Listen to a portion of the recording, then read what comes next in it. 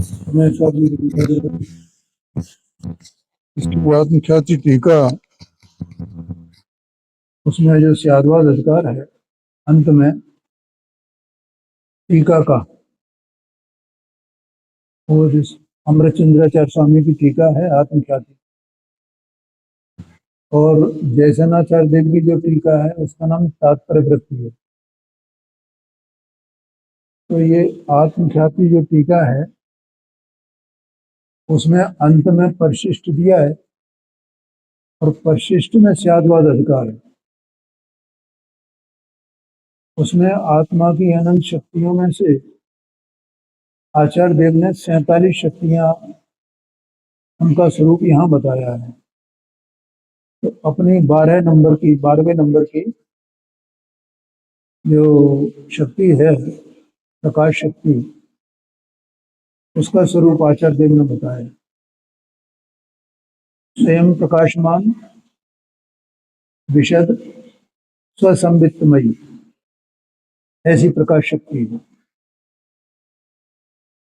और ये कल का भी चर्चा इस पर हो गई थी। और ये प्रकाश शक्ति है ना पांडे जी, तो वो स्वयं प्रकाशमान है, माने बाहर से इसे कोई दूसरा प्रकाशित नहीं करे। भगवान की दिव्य ध्वनि इसे प्रकाशित करे, शास्त्र प्रकाशित करे, गुरु का उपदेश प्रकाशित करे, कोई भी नहीं। ये स्वयं प्रकाशमान है, और स्वयं प्रकाशमान है और अपने सभी द्रव्य गुण पर्याय में ये व्यापक है। ठीक है। कल माने ये जो आत्मा के असंख्यात प्रदेश हैं, तो असंख्यात प्रदेश वैसे ही प्रकाशमान है, वैसे ही माने उस प्रकाश शक्ति से स्वयं एक। असंख्यात प्रदेशों में से एक एक प्रदेश में जो अनंत अनंत गुण है, तो अनंत गुण सब उसमें व्यापक असंख्यात प्रदेशों है। तो कल बताया था कि मैंने परसों बताया था वो असंख्यात प्रदेश कैसे हैं जीव के, कल बताया था। ऐसे असंख्यात प्रदेश जीव के हैं। वो कोई ऐसा एक वो चौड़ा कपड़ा जैसा या ऐसा एक प्लेन हो, ऐसा नहीं है। असंख्यात प्रदेश जैसा वो ये 343 धनराजु लोकाकाश है ना, तो इसके आकार के हैं। पहले दृष्टांत दिया था ना, मान लो जैसे ये आंगन है। अब ये आंगन, अब अपन ऊपर चले तो वहां तक ऊपर तक है ना पांडे जी। तो अब मान लो ये इतना यहाँ तक का, तो ये अधोलोक हो गया, और उसके बीच का ये हिस्सा मध्यलोक हो गया, और जाली के ऊपर का हिस्सा ऊर्ध्वलोक हो गया। तो अब मान लो ये इतना अपन कल्पना करें इसमें, तो आत्मा के प्रदेश कैसे रहेंगे इसमें? यहाँ से यहाँ तक, यहाँ से यहाँ तक, यहाँ से यहाँ तक, यहाँ से यहाँ तक, पूरे ऊपर तक है। तो ऐसे इसमें जैसे फैल जाए भी, इतने प्रदेश आत्मा के हैं, असंख्यात प्रदेश। संख्यात कोई मामूली बात नहीं है, लोकाकाश प्रमाण ऐसे असंख्यात प्रदेश आत्मा के हैं। और वो आत्मा छोटे से छोटे शरीर में और बड़े से बड़े शरीर में, उसमें एक संकोच विस्तार की शक्ति है। उससे वो सिकुड़ जाता है, फैल जाता, सिकुड़ जाता है, फैल जाता। और एक अनादि से चल रहा है इसका। जिस शरीर को प्राप्त करता है उसके आकार होता है, जिस शरीर को प्राप्त करता है उसके आकार होता है, ऐसा समझ। तो ये जो प्रकाश शक्ति है ना, ये पूरे में व्यापक है। तो प्रदेशों में व्यापक है कि नहीं है? और प्रदेशों में व्यापक है तो एक एक प्रदेश अनंत गुण में ही है ना, एक एक प्रदेश अनंत गुण में स्वयं। ये तो भेद से कथन कर रहे हैं कि प्रदेश अलग हैं, अनंत गुण अलग हैं, उनमें ज्ञान गुण अलग है। ये तो भेद का कथन है पांडे जी, पर वहां कोई भेद है नहीं है, एक ही वस्तु है, अभेद वस्तु है। तो प्रकाश शक्ति इस प्रकार से व्यापक हो, और उसकी जो निर्मल पर्याय हो उनमें भी वो व्यापक है। निर्मल पर्याय उनमें व्यापक है, लेकिन मलिन पर्याय में वो व्यापक नहीं होती प्रकाश शक्ति। देखो वो पर्याय एक समय की है ना, पिछले अनंती पर्याय निकल गई एक एक समय की विकार की, लेकिन उसमें नहीं व्याप्ति है। आया कन्या अपनी निर्मल पर्याय में व्याप्ति है प्रकाश शक्ति, उसको प्रकाशित करती है, ये गुरुदेव जी का बोल है। लेकिन उस विकार को प्रकाशित नहीं करती।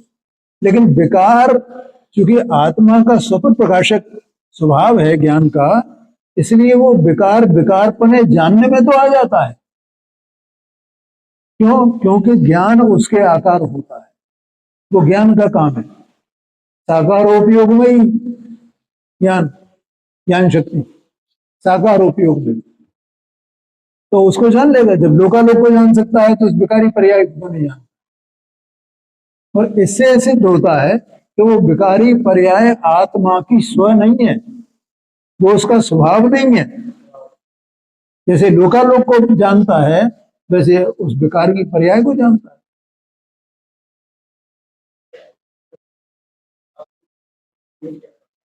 हाँ जी, हाँ है जी, हाँ जी, हाँ जी, हाँ जी, हाँ विकार को प्रकाशित नहीं करता है, विकार संबंधी जो ज्ञान है उस ज्ञान को प्रकाशित करता है। क्या कहा? हाँ हाँ हाँ,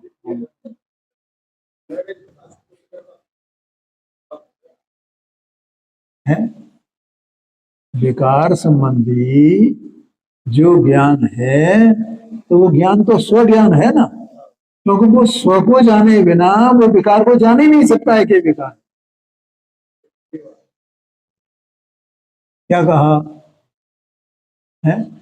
सर्वगत शक्ति में आया ना, आत्मज्ञानमयी, इसका मतलब वो आत्मा को जाने बिना, आत्मा में रहे बिना लोकालोक को जाने नहीं सकता है। लोकालोक में जाकर के जानेगा लोकालोक को,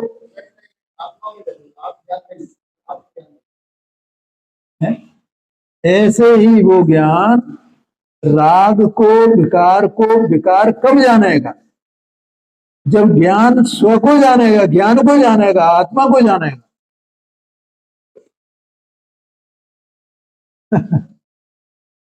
ऐसा आशय है। हाँ,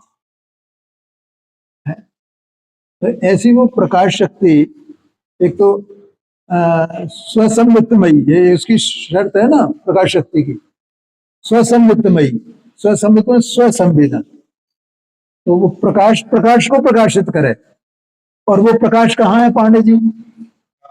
अनंत गुणों में, असंख्यात प्रदेशों में, निर्मल पर्यायों में। तो वो निर्मल पर्यायों को, असंख्यात प्रदेशों को,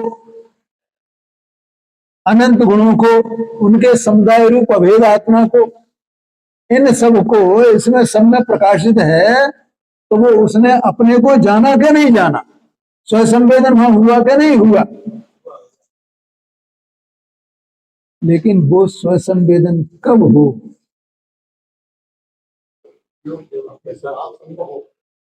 है कि स्वभाव सन्मुख हो।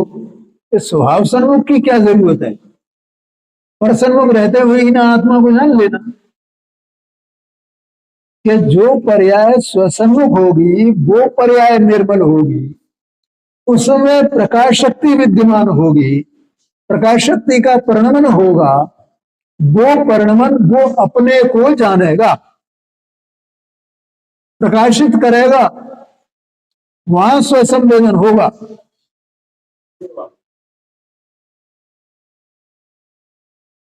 बोलो पांडे जी, भैया थोड़ी बातें सूक्ष्म है, ये जगत को खबर नहीं है, बहुत मुश्किल है?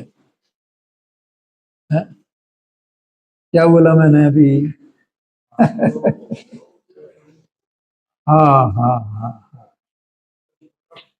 तो वो निर्मल पर्याय होगी ना। निर्मल पर्याय माने जो आत्मा है सोई वो पर्याय है, जो पर्याय है सो आत्मा है। वहां भेद है कहाँ? तो पर्याय अपने में अभेद हो गई ना स्वभाव के साथ में, तो उस पर्याय में वो प्रकाश शक्ति विद्यमान है क्या नहीं है, और जिसका आश्रय कर रही है वो पर्याय, उसमें प्रकाश शक्ति विद्यमान है कि नहीं है। तो प्रकाश शक्ति ने माने उसको अपने को प्रकाशित किया, माने स्वभाव को, त्रिकालिक स्वभाव को प्रकाशित किया, परम परिणामिक भाव को प्रकाशित किया, अभेद आत्मा को प्रकाशित किया है। तो वो अपने को भी प्रकाशित कर रही है ना, तो वहां वो स्वसंवेदन हुआ क्या नहीं हुआ।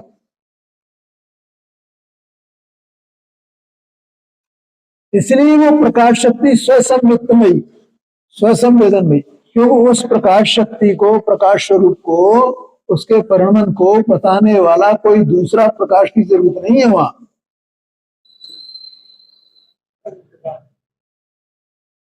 स्वयं प्रकाशित, स्वयं प्रकाशमान, स्वसंवित्तमयी, दो वो लगाए विशेषण। कौन सा विशेषण दो? स्वयं प्रकाशमान और स्वसंवित्तमयी, स्वयं प्रकाशमान और स्वसंवित्तमयी, ऐसा दो विशेषण। और विशद, विशद माने स्पष्ट। देखो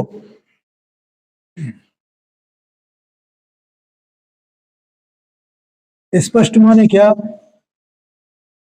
ऐसा कहा जाता है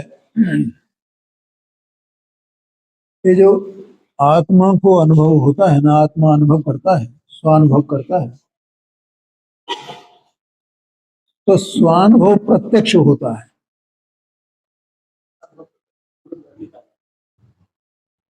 क्या कहा? हाँ जी, देखो स्वानुभव करने वाली जो ज्ञान की पर्याय है, छद्मस्त अवस्था में वो ज्ञान की पर्याय तो परोक्ष है।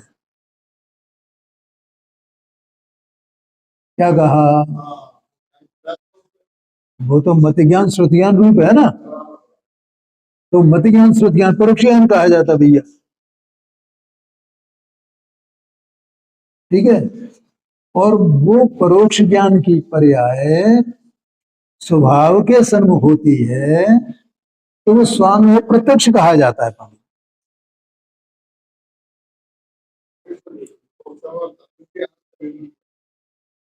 समझ में आया कि नहीं?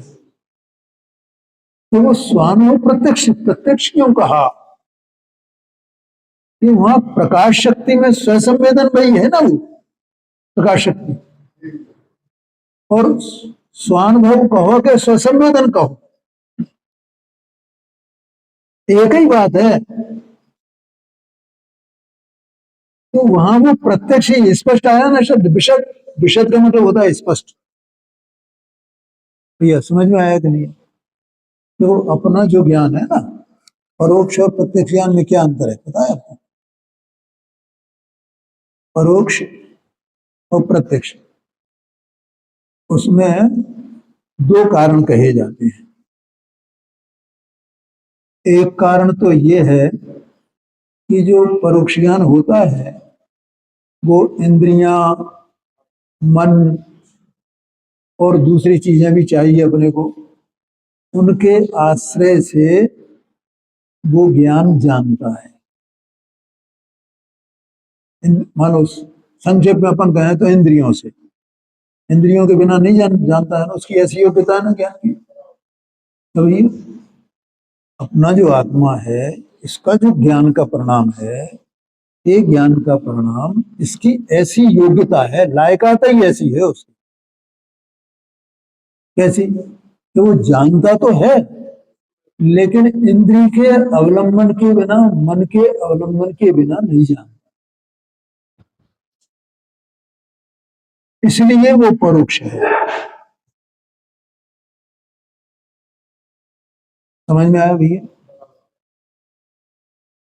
और दूसरा कि वो किसी भी चीज को स्पष्ट नहीं जानता।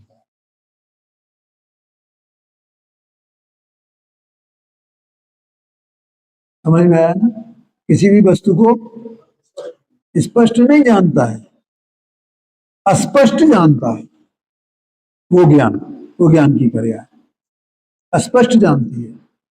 इन दो कारणों से जो छद्मस्त का ज्ञान है वो परोक्ष ज्ञान कहा जाता है।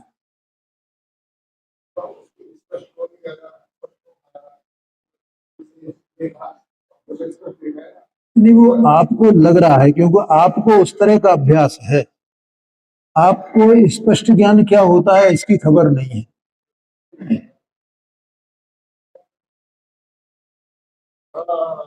इस हाथ में आप देखो, आपको लगा मुझे स्पष्ट दिख रहा है, लेकिन वो अपने को स्पष्ट नहीं दिख रहा है।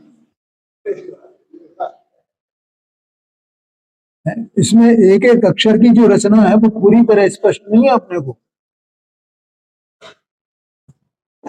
ठीक है, एक बात। और स्पष्ट दिखता है तो हर समय मान लो अपन नहीं कर, तो नजदीक का स्पष्ट दिख रहा है, दूर का देखो तो स्पष्ट दिख रहा है, माने दूर का स्पष्ट नहीं जानने में आ रहा। और ये बात अकेले ही चक्षु इंद्रिय पर लागू नहीं होती, सभी इंद्रियों पर लागू होती है?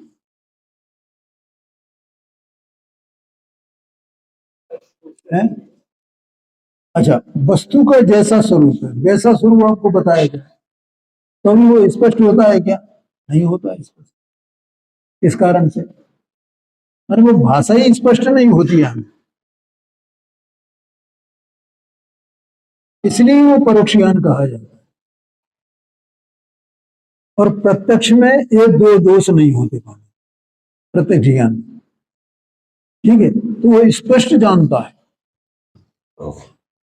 जैसे अवध ज्ञान मन पर ज्ञान है ना, ये एक देश प्रत्यक्ष कहे जाते हैं, आंशिक रूप से प्रत्यक्ष, लेकिन ये जितना जानते हैं वो सब स्पष्ट जानते हैं और बिना इंद्रियों और मन के अवलंबन के जानते हैं। हाँ, उनका अवलंबन नहीं है। इसका मतलब आत्मा उनके अवलंबन के बिना स्वयं स्वयं सीधा उनको जानता है और स्पष्ट जानता है, अस्पष्टता नहीं है उसमें। आया समझ में? तो अब आप ये समझो कि जब जहां केवल ज्ञानावरणी कर्म का अभाव हो गया, अक्षय हो गया, वहां जो केवल ज्ञान हुआ वो केवल ज्ञान कितना स्पष्ट होगा है? देखो कि केवल ज्ञान जो होता है तो वो अभी वर्तमान को ही जानता है तो भूत भविष्य को भी जानता है। ओहो, है? तो भूत तो अभी निकल चुका है और भविष्य भी आया ही नहीं है? परद्रव्यों के वे भविष्य के जो परिणाम हैं, वे परिणाम तो उत्पन्न नहीं हुए हैं। तो जो नहीं उत्पन्न हुए हैं, अनुत्पन्न है, उनको भी जो जानता है उसका नाम केवल ज्ञान है। और जो बीत चुके हैं पहले, उनको जो जानता है वो केवल ज्ञान है। अब तो उनकी सत्ता ही नहीं है ना, जो बीत चुके। बोलो, जो बीत चुके हैं उनकी जो सत्ता नहीं ना, है सत्ता उनकी? उनकी भी सत्ता नहीं। और जो अभी उत्पन्न नहीं हुए हैं, जो परिणाम पदार्थों के, उनकी भी सत्ता नहीं है। लेकिन अभी जानता हूं, कैसे जानता है? प्रत्यक्ष। इस जमीन के नीचे क्या क्या है, कितना इसमें भरा हुआ है पूरे में, सब ये जानेंगे कि नहीं जानेंगे भगवान? ओहो, ऐसा जाने, ऐसा प्रत्यक्ष ज्ञान होता है। ठीक है, ये तो एक बात होगी, अपन स्वानुभव प्रत्यक्ष की बात कर रहे हैं। तो देखो, वो जो ज्ञान की पर्याय होती है तो वहां उसको किसी का अवलंबन नहीं है उस काल में, एक अपने स्वभाव के अलावा। ठीक है, तो वो सीधा अपनी प्रकाश शक्ति से अपना ज्ञान, अपने ही स्वभाव को जाने, इसका नाम स्वसंवेदन है। तो वो स्वसंवेदन जो हुआ वो उसमें उसको जो जाना गया तो उसमें कोई शंका है? उसमें कोई शंका नहीं है। जैसा है पंडित जी वैसा का वैसा जाना गया है। कौन? अपना आत्मा, अपनी वस्तु वैसी की वैसी जानेगी। इसलिए उस स्वानुभव को प्रत्यक्ष कहा जाता है। प्रकाश शक्ति मौजूद है ना, तो प्रकाश शक्ति से वो अपने को स्पष्ट जानता है, ऐसा मैं हूं। इतना है कि ये जो पर्याय है ना, असंख्यात असंख्यात पर्याय, वो प्रदेश, तो उनको नहीं जानता है, लेकिन उसका स्वभाव है ना। भाभी को कुर्सी ला दीजिएगा। आ रही आ रही है। उसका जो स्वभाव है, तो वो स्वभाव जो आत्मा का है, और जो पर्याय में स्वभाव उसकी प्रकटता है, तो वो पर्याय में प्रकट प्रकट स्वभाव, व्यक्त स्वभाव और आत्मा का त्रिकाल स्वभाव, वे दो हैं कि एक ही है? इसलिए उसको प्रत्यक्ष कहा, स्वानुभव प्रत्यक्ष। किस लिए कहा? भैया समझ में आया कि नहीं आया है? थोड़ी गंभीर बात है। हाँ, मैंने स्वानुभव जो हुआ प्रत्यक्ष, वो स्वानुभव ही स्वसंवेदन है। स्वानुभव ही स्वसंवेदन है, ठीक है। तो वो किस लिए हुआ, कैसे जाना गया? प्रकाश शक्ति से, क्योंकि प्रकाश शक्ति स्वसंवित्तमयी है। उसमें त्रिकाल स्वभाव और पर्यायगत स्वभाव, ये अपन भेद करके कह रहे हैं। उसमें भेद होगा, वो तो वो ही है। इसका नाम स्वसंवेदन है, इसका नाम स्वानुभव प्रत्यक्ष है। क्या कहा? इसका नाम स्वानुभव प्रत्यक्ष है पांडे जी, ऐसा समझना। आ गया समझ में? एक प्रकाश शक्ति के कारण से है। ज्ञान तो साकार उपयोग में, साकार साकार साकार आकार बनता है ज्ञान में, ये ज्ञान की शक्ति है। तो प्रकाश, अगर प्रकाश नहीं है तो वो जानने में काहे से आएगा, वो दिखेगा काहे से?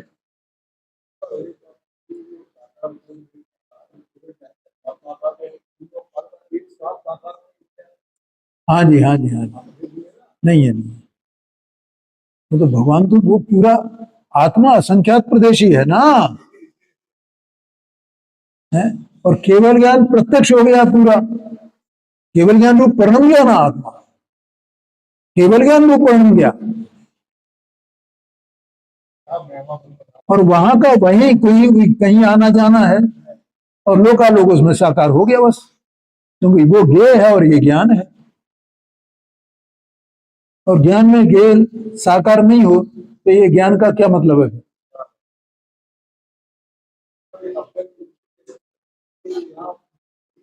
हाँ जी, आत्मा में, आत्मा में ऐसी शक्ति है। ठीक है पांडे जी, ख्याल में आया ना? देखो ये पांडे जी का इसी से संबंधित एक बोल है गुरुदेव जी का, हो सकता है इसमें हो नहीं हो। अब देखना जरा, रागादिक से संबंधित ज्ञान अपने को प्रकाशित करता है। रागादिक से संबंधित ज्ञान अपने को प्रकाशित करते, प्रकाश शक्ति की बात है ना भाई, अपने को प्रकाशित करता है। अब रागादिक समझना, रागादिक क्या चीज है? इन्होंने एक दिन प्रश्न किया था कि राग की सत्ता है क्या नहीं है। इनका इतना जोरदार प्रश्न था ये कि मैं बता नहीं सकता हूं। तो राग की सत्ता है क्या नहीं, क्योंकि इसको क्या लगता है जैसे स्फटिकमणि है ना, तो ये दाग लगी ना तो ये लाल पीला हो गया, स्फटिकमणि हटा दिया तो नहीं रहा। इसका मतलब उस लालमा कालमा की सत्ता कहाँ है नहीं ना।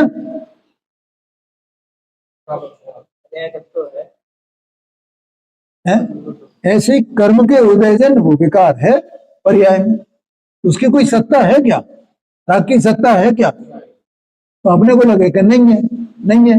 जैसे पूछो कि राग की कोई सत्ता, राग का दिखाई दिखाई है, लेकिन वो एक समय की विकारी पर्याय वो ही राग की सत्ता है।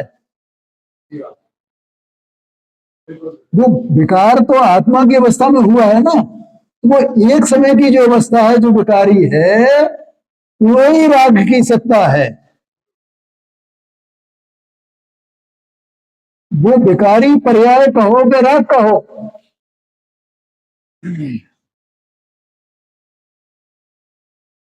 क्या कहा, विकार कहो क्या राग कहो, क्या वो विकारी पर्याय कहो? क्यों? क्योंकि वो आत्मा की है, तो पर्याय सत है कि नहीं है, चाहे वो विकारी हो चाहे अविकारी हो। बोलो।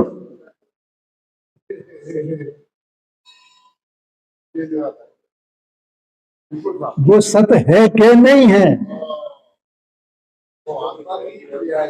हाँ जी, हाँ जी, हाँ जी, हाँ जी, हाँ जी। इसलिए इससे दो बातें सिद्ध होती है, राग की सत्ता है और वो विकारी पर्याय वो ही राग है। दूसरा, राग एक समय का है, ये कहा जाता है क्यों, वो पर्याय एक एक समय हो रही है, एक एक समय, इसलिए राग एक समय का है, एक समय का है, एक समय का है, माने सदा काल रहने वाला नहीं है।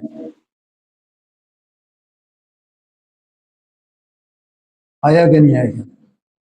लेकिन वो एक समय का है, उससे ऐसा नहीं समझ लेना कि वो पूरा आत्मगत नहीं है।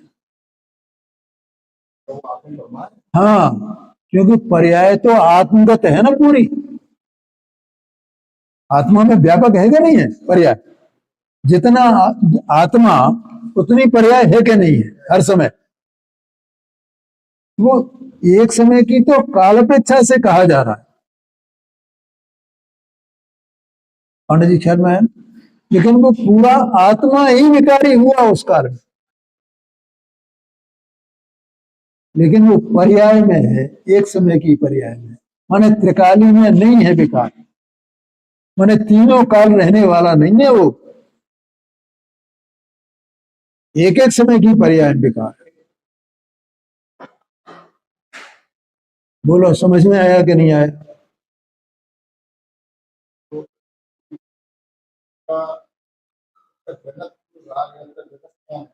है जी,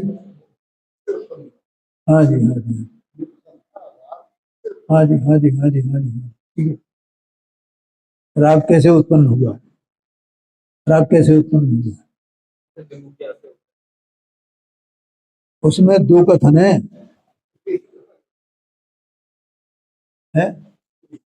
कि जब ये जीव अपने स्वभाव से पतित होता है ना, तो ये उसका जनक है, ये तो स्वभाव में बस वस्तु है ना, तो किसने पैदा किया राग? कर्म ने पैदा किया है।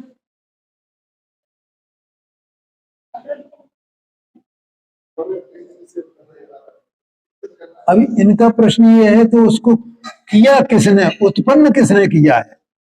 करने वाला होना चाहिए ना, किसने किया है उसको, उत्पन्न किसने किया है? कर्म ने उत्पन्न किया है। कर्म नहीं कर सकता है, क्यों? कर्म पर द्रव्य, कर्म उत्पन्न करेगा। कर्म, अगर कर्म को माने हैं उसको कर्ता, कर्ता या कर्म करता है ऐसा माना जाए, तो एक द्रव्य दूसरे द्रव्य का कर्ता हो जाएगा ना। क्या कहा? एक द्रव्य दूसरे द्रव्य का कर्ता हो जाएगा, ये संभव है क्या? यह परिणमति सकर्ता, कौन परिणमा है उस राग रूप? क्यों परिणमा है?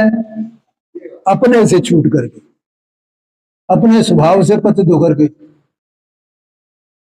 लेकिन जहां कोई कार्य होता है वहां निमित्त कारण अवश्य होता है। क्या कहा? नहीं भैया, क्या कहा मैंने? काय में जब भी कोई कार्य हो, कोई कार्य हो, तो आत्मा आत्मा में राग उत्पन्न हुआ ना, तो राग का कार्य हुआ क्या नहीं हुआ? तो उसका कारण कौन है? कि वो कर्म का मन निमित्त कारण कर्म का उदय है। एक कर्म ने किया नहीं है, ये तो स्वयं अपने स्वकाल में उत्पन्न हुआ है, स्वकारण से उत्पन्न हुआ है। द्रव्य है ना स्वयं सत्स्वरूप, तो वो परिणमेगा या नहीं परिणमेगा? अब जैसा भी परिणम है वो, चाहे वो स्वभाव रूप परिणम है चाहे विभाव रूप परिणम है। अगर स्वभाव रूप नहीं परिणमता है तो विभाव रूप परिणमेगा ना। और वो विभाव परिणाम भी स्वकाल में आया है ना, उसे कौन संभालने वाला है? कि विभाव रूप आ गए पर्याय या स्वभाव रूप पर्याय, अब उसे कौन संभालने वाला? कोई है करने वाला, संभालने वाला। इसलिए कहा जाता है पर्याय अपनी योग्यता से स्वकाल में आते हैं, लेकिन किसके लिए? जो अज्ञानी है उसके लिए नहीं है।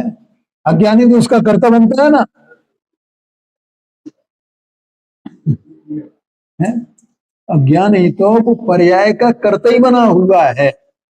ये तो उसके लिए है जिसने भेद विज्ञान किया है और अपने त्रिकाली स्वभाव को अपना जाना माना है, उसमें अहम बुद्धि आई है, तब वो पर्याय को पर्याय का कर्ता मानता है।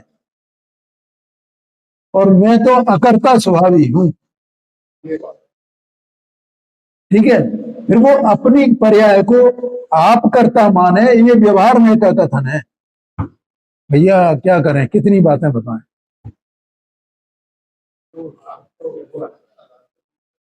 हाँ जी, हाँ जी, हाँ जी, हाँ जी, हाँ हाँ हाँ हाँ। तो इसका मतलब ये हुआ कि अज्ञानी जब तक अज्ञानी है तब तक वो राग का करता है, विकार का करता है। कब तक? जब तक अज्ञानी है। 19 नंबर की गाथा है,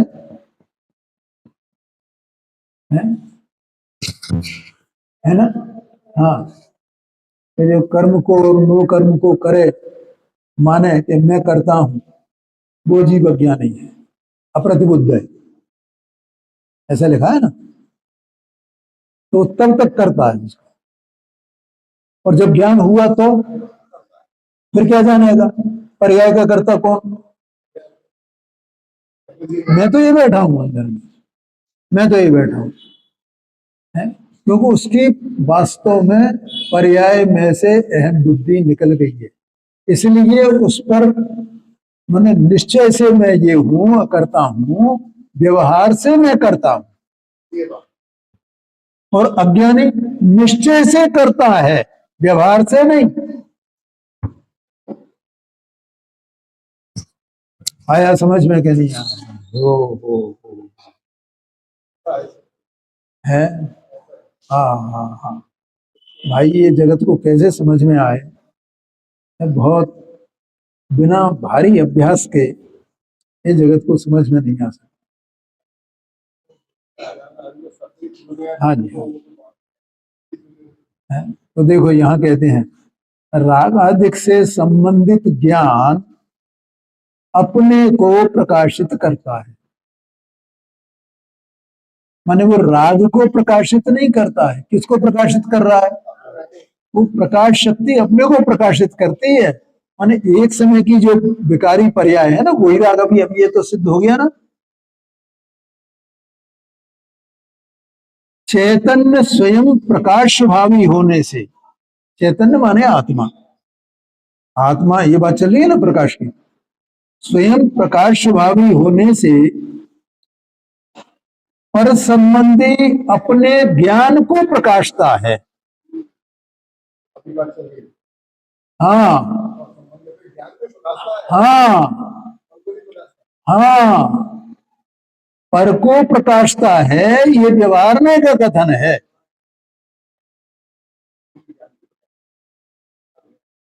बोलो भैया, समझ में आया कि नहीं? क्योंकि वहां ज्ञान और पर का निमित्त पा करके वो पर के आकार हुआ है, तो उसने अपने ज्ञान को प्रकाशित किया या पर को प्रकाशित किया? वो पर के आकार होता हुआ जो ज्ञान है, उस ज्ञान को प्रकाशा है। ये ज्ञानी की बात है। ज्ञानी ने राग को जाना है, तो वो राग के आकार हुआ है ना उसका ज्ञान। राग ज्ञान में आया नहीं है। मेरी समझ में नहीं आई साहब ये बात तो, कि ज्ञान की पर्याय एक समय की।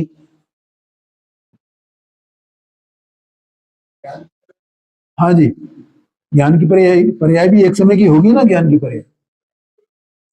और उस एक समय की पर्याय ने राग को जाना, तो राग को जाना माने राग के आकार हुआ। तो राग है कहाँ वहां? क्या पांडे जी, सूक्ष्म बात है क्या नहीं है? राग है ही नहीं तो राग को जाना कैसे, जो बताओ। आप कहते हो एक समय की पर्याय में राग होता है, और वो ही राग है, वो पर्याय ही राग है, उससे भिन्न कोई राग है नहीं। अगर उससे भिन्न राग हो तो उसकी सत्ता होनी चाहिए ना। तो भैया बहुत सूक्ष्म सूक्ष्म बातें हैं। तो वो राग को, हो हो, कौन जवाब दे इसको? अपने को तो उलझन हो जाएगी भैया। हाँ जी, हाँ जी। तो राग है ही नहीं तो प्रकाशित किसको करेगा? राग होना तो चाहिए।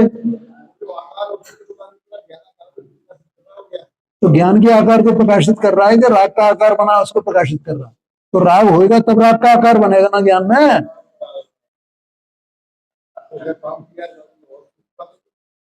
है? बोलो, तो सब झूठा हो गया ना। राग है नहीं, अरे जब राग ही नहीं है तो राग को जाना कैसे? राग के आकार कैसे बना? और जब राग के आकार नहीं बना तो राग का जानना कैसे हुआ? फिर ज्ञान ने वो राग संबंधी जो ज्ञान है उसको प्रकाश ने प्रकाशित कैसे किया? बोलो भाई, ये तत्व ऐसा नहीं है पांडे जी, बहुत सूक्ष्म, बहुत गहराई है इसमें। है? जगत को नहीं लगता है बस ये ऊपर ऊपर ये कर लो, ये करो, हो गया भैया धन, बस चलो चलो हो गया। इतनी मशक्कत है।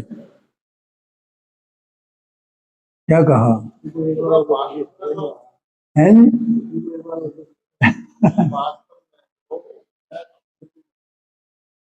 ये कह रहे हैं अभी समझ में नहीं आया।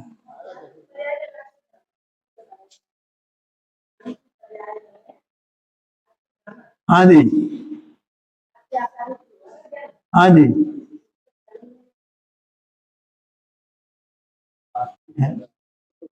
हाँ जी, हाँ जी। जैसे देखो, भगवान है ना, तो भगवान राग को जानते हैं कि नहीं जानते हैं, मुझे ये पूछ रहे हैं। सात तत्वों को जानते हैं ना, राग तो आश्रव तत्व है। तो आश्रव तत्व को जानते हैं कि नहीं जानते हैं भगवान? और उनको आश्रव तो है नहीं, तो फिर कैसे जानेंगे?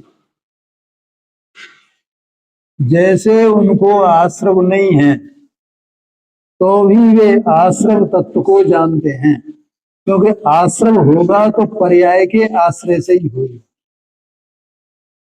पर्याय के बिना नहीं हो, कहाँ होगा? आश्रव कहीं दिखाई देता है? आश्रव की सत्ता है कहीं?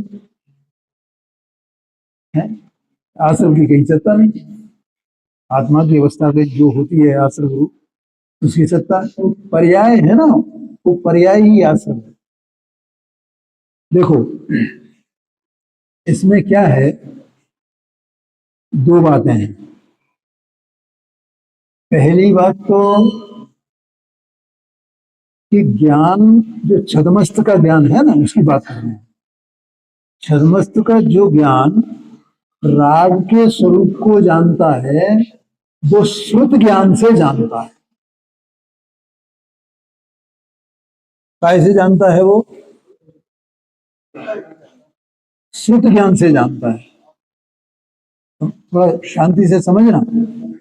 और श्रुत ज्ञान में और मत ज्ञान में क्या अंतर है? कि मत ज्ञान तो वर्तमान को जानता है और श्रुत ज्ञान तीनों काल का जानता है। ठीक है? तो ये जो राग अभी जैसे ज्ञानोपयोग अंदर में स्वभाव में है, कर्म रहा है ज्ञानोपयोग, तो उस ज्ञानोपयोग वो जब बाहर आएगा तो उस समय तो राग रहा नहीं और आत्मा का अनुभव हो गया। तो वो राग को जानेगा क्या? नहीं जानेगा। राग हुए तो जानेगा और नहीं हुए तो जानेगा। राग रहित में कैसा हूं इसको जानेगा कि नहीं जानेगा, और राग क्या है इसको जानेगा कि नहीं जानेगा। तो किसने जाना? तो श्रुत ज्ञान ने जाना।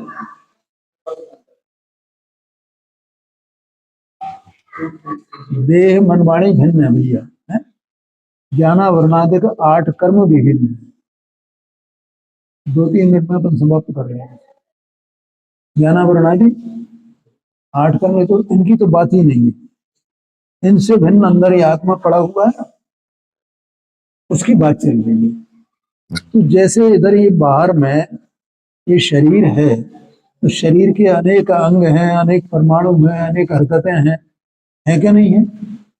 नहीं है? ऐसे ही ज्ञानावरणादिक 8 कर्म हैं, तो उनकी भी हरकतें हैं क्या? नहीं है? उनके भी उदय बंद सत्ता संक्रमण अपकर्षण, क्या कहते हैं, उत्कर्षण उदीर्णा, ये सब उसमें चल रहे हैं कि नहीं चल रहे? उनकी हरकतें चल रही हैं, वो अपने को दिखाई नहीं देती अपने ज्ञान का विषय में, हर समय चल रही है वो। और इधर इसका ये चल रहा है, और इन सबसे भिन्न आत्मा न्यारा है, इन्हीं के साथ में है, इन्हीं के बीच में है, लेकिन आत्मा उनसे, उसकी सत्ता न्यारी है, उसके अनंत गुण है, उसमें ज्ञान दर्शन सुधीर ये जो अपन ने पढ़ रहे हैं ना अभी, इसमें ये सब गुण है ना। तो आत्मा की भी हरकत है कि नहीं है? तो संक्षेप में आत्मा की हरकत 2 प्रकार की, संक्षेप में उसको 3 प्रकार की भी कह सकते हैं, इन संक्षेप में दो ही प्रकार की। एक तो शुद्ध स्वभाव रूप हरकत और एक अशुद्ध स्वभाव रूप हरकत। हरकत माने पर्याय, 2 प्रकार का परिणाम है। वो आत्मा का स्वतंत्र चल रहा है, जैसे शरीर की हरकत से कर्म की हरकत को कुछ लेना देना है, क्योंकि उसकी हरकतें अलग ही प्रकार की हैं और शरीर की हरकतें अलग प्रकार की हैं। ऐसे ही शरीर से और कर्म से भिन्न जो आत्मा है, उसका भी, उसकी हरकतों का भी इनसे कोई लेना देना नहीं है। वो भी स्वतंत्रपने, उसकी हरकतें अलग प्रकार की हैं।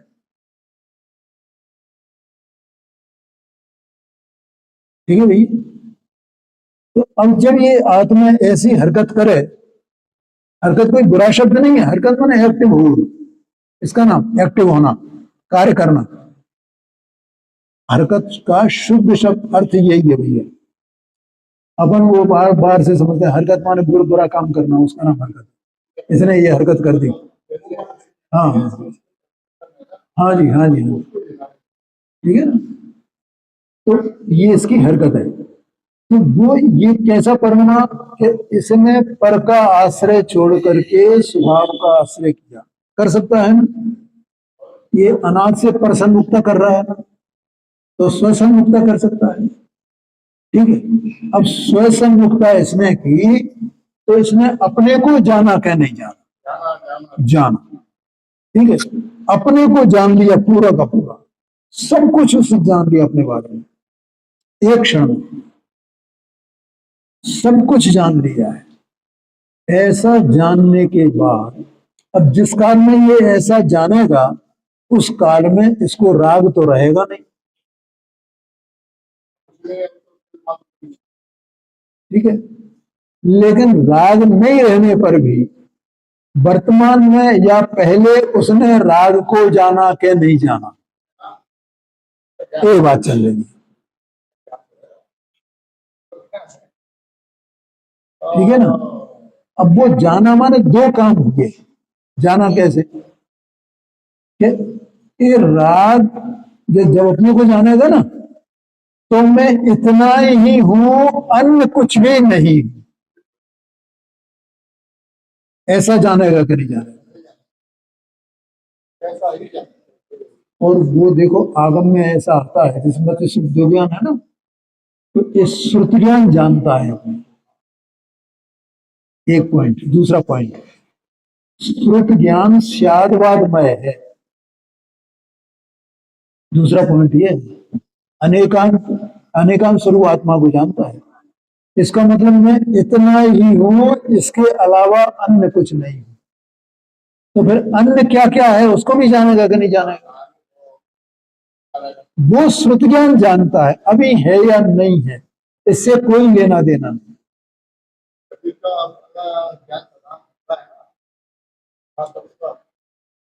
समझ में आया। तो वो राग को जाना ना, जाना किसने, ज्ञान ने। अब वो प्रकाश शक्ति किसको प्रकाशित करेगी, राग को प्रकाशित करेगी या ज्ञान को प्रकाशित करेगी। हाँ, ए बात, वो है नहीं और हो भी तो उसको वो प्रकाशती नहीं, वो अपने ज्ञान को ही प्रकाशती है। जैसे सम्य ज्ञान हो गया ना, अब वो सम्य ज्ञान अपने स्वभाव से पतित होकर के शुद्धोपयोग रूप नहीं रहा, अशुद्धोपयोग रूप रहा। तो अशुद्धोपयोग के काल में वो राग को भिन्न जानेगा कि नहीं जानेगा, ठीक है। तो वो राग को भिन्न जानेगा तो उस जानने में प्रकाश शक्ति विद्यमान है, प्रकाशित कर रही है, प्रकाश शक्ति, तो वो राग को प्रकाशित कर रही है। हाँ हाँ हाँ, ये बात है भैया, ये बताना था। समझ में आया। ये अपनी महिमा है, साथ साथ महिमा है ये। आत्मा कैसा महिमा